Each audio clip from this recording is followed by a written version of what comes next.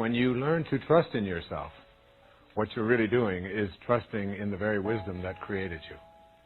And this key word here is trust. The use of the word trust could be used synonymously with faith. This faith to move mountains, this faith to be able to create things for yourself without having that little smidgen of doubt in there. Remember, as it says in Proverbs in the Old Testament, as you think, so shall you be. Your thoughts, of course, create your reality. And the application of this is that if you're doubting, if you're thinking about even the littlest amount of doubt, then that will be what you will work on. You will act upon that inner world of doubt, and you will manifest the result of doubt. And if you doubt something, then obviously, as Shakespeare said, our doubts are our traitors. William Blake had a wonderful line. He said, if the sun and moon should ever doubt, they would immediately go out. So it's almost like you have to have the faith of the sun and the moon, that you are a divine being that has this divine intelligence within it. And as I talk about trust, it's appropriate to look at the characteristics of this thing that has many names. The God force, the spirit, the invisible intelligence, the soul, the consciousness, the awareness. Whatever name or label that we place on it, it has certain characteristics. And this is a very tough area for us to master, because our egos, the part of us that are rooted in the physical domain, really strongly believe in our separateness from each other and from God. And because we are so attached to our separateness, it is very hard for us to now begin to trust in a unity kind of consciousness. A consciousness which says that I am much more than that which I observe. I am much more than my troubles. I am much more than that which I notice. As the noticer, I have this divine capacity. So what I'm talking about here is an intelligence or a God force or a divine awareness, whatever you want to call it, that is in all things. It's in that tomato seed, it's in the banana seed, it's in you, it's in everything. Everything starts with an idea, and this idea is not in the physical domain. To come to trust in this really means that you have to transcend the ego part of you and say, I have got to learn as an individual, as a particularized part of this divine intelligence, I have to learn about and adopt an intelligence that doesn't know how to particularize. I have to adopt and be a part of an intelligence that is everywhere. That's what universal means. Universal intelligence means there is no place that it is not. Okay? Now, if there's no place that it is not, it means that it is in me. And if it is in me, and there's no place that it is not, it is also in everything that I process or perceive to be missing from my life. It's also in that. So if I would like to be able to manifest abundance of some kind, or a relationship, or a healing, or a seller for my home, or a promotion, or whatever it is, the intelligence that I am talking about, this universal divine organizing intelligence, that is the highest part of, that represents the highest part of you, is in the very thing that is missing. So here's a key line to learn about learning to trust. When you learn to manifest, you are doing nothing more than manifesting another aspect of yourself. You're manifesting another aspect of yourself. And when you get to this place where you're beginning to trust in this wisdom that created you, you're beginning to understand what this force is like and how different it is from the ego, which is the part of us that has separated ourselves from that force and has believed in our own sense of particularization or individualization. Remember, to develop the kind of trust that I'm talking about, you have to be able to process this intellectual fact that there is an intelligence in the universe that doesn't know how to particularize. It doesn't know how to individualize. It has no preferences. It is everywhere at the same time. It has no judgment. It is like electricity. It's just there. It's everywhere and in everything. And being in everything, it's in you and everything that you would like to manifest. So what you're doing as you manifest is just getting another part of yourself to align. When you learn to manifest, what you're doing is you are aligning your intention with divine intelligence. You are aligning your intention with divine intelligence. You are not creating, you are not bringing something from another world into this world. We don't do that. Everything that's in the world is in the world. We just combine things and we move things around that are already here. It's all here. The creative process is really nothing more than shifting around what is here already and aligning ourselves with it and redistributing it. It is always flowing. It never changes. And most important, it never dies. It never dies. When Lao Tzu, the writer of the Tao, 5 centuries before Christ, was asked the question, "What is real, Master? What is real?" His response was, "That is real, which never changes." Somehow, you have to figure out a way to know the part of you that never changes. In reading the aphorisms of Patanjali, he was talking, now you have to remember, we're talking about before the Middle Ages, which were called the Dark Ages. And here was Patanjali writing about the ability to be able to do absolutely miraculous things. The ability to be able to be in more than one place at the same time. The ability to be able to be in the presence of another human being and raise your energy to such a level that you could literally, by your presence alone, just heal that person. The ability to be able to transcend things like diseases. The ability to be able to have the gift of fish and loaves. To just live at such a level of consciousness that anything you placed your attention on instantaneously, you had the capacity and the power to be able to make that realization for you. The book is called How to Know God. Now, it's not called How to Know About God. It's not called How to Believe in God. It's called How to Know God. And How to Know God means making conscious contact with God. It's the only way you can know anything. So here are the 5 aphorisms. The first is called, "The central act of ignorance is false identification." The central act of ignorance is called false identification. What does Patanjali mean by false identification?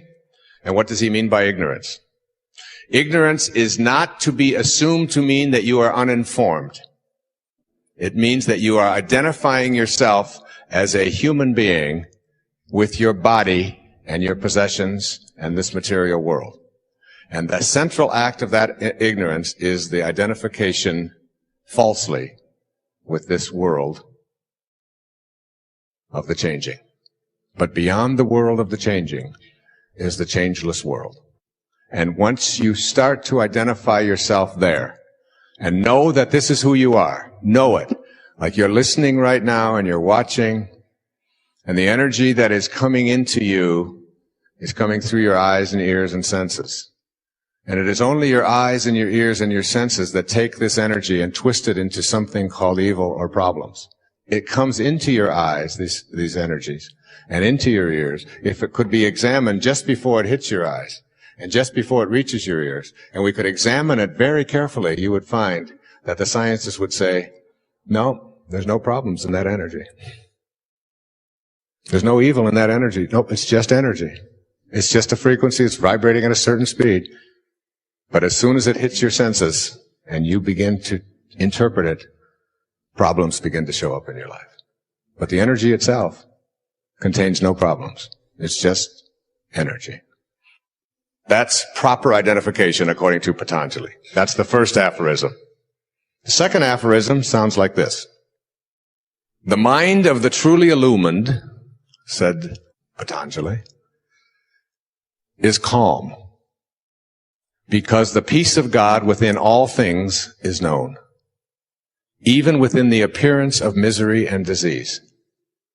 Even within the appearance of misery and disease. The mind of the truly illumined is always calm. And the mind of the truly illumined understands that the peace of God is in all things. You are in this world, but what?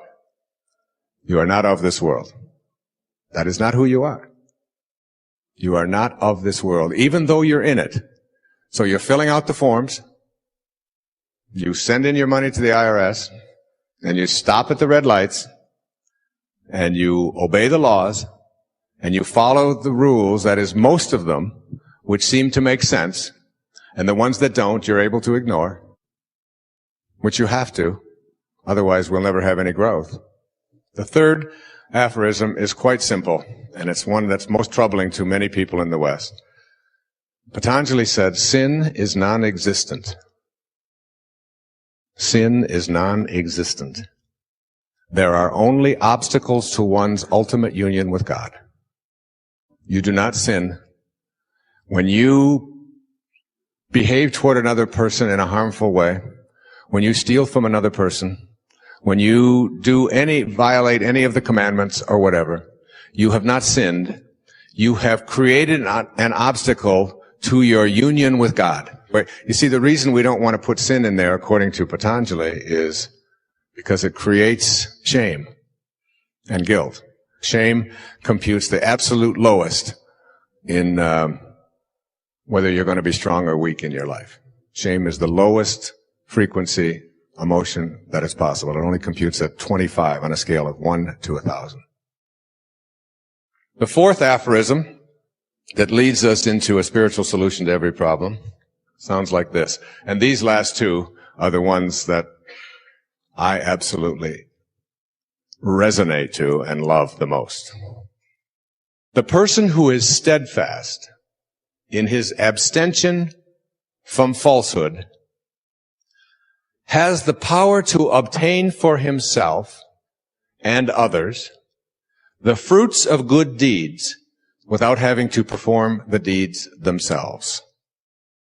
Steadfast in abstaining from means that you never waver and you never have thoughts of falsehood, that is, identifying yourself as a material being rather than a spiritual being. And when you become steadfast in that, when you say to someone, God blesses you, they are blessed by your presence when you have that kind of consciousness.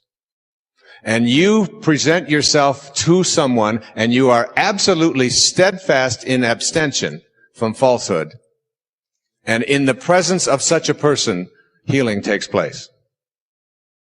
And blessing takes place. And the fifth aphorism, my favorite of all, says, when a person is steadfast in his abstention from harming others, then all living creatures will cease to feel enmity in his or her presence. So when you become steadfast in your abstention from ever having a thought of harm directing at other people, and that's how you walk through the world, butterflies will land on your shoulder. Birds will not be afraid of you. Little dogs, or even vicious dogs, will become domesticated by being in your presence. All living creatures, babies, will goo-goo and come to you. You know people like this, don't you? And what you'll do is set into motion these dormant forces, which will collaborate with you because you're in spirit rather than in form. My sister-in-law, Marilyn, was driving on the Lodge Freeway in Detroit. with her husband, my brother, and their 3 children in the back seat. Now, she is a hardcore, linear, left-brain skeptic. I mean, you had to show me. Otherwise, it doesn't exist for her. Medicine was her model. Anything that has to do with the mind, very skeptical.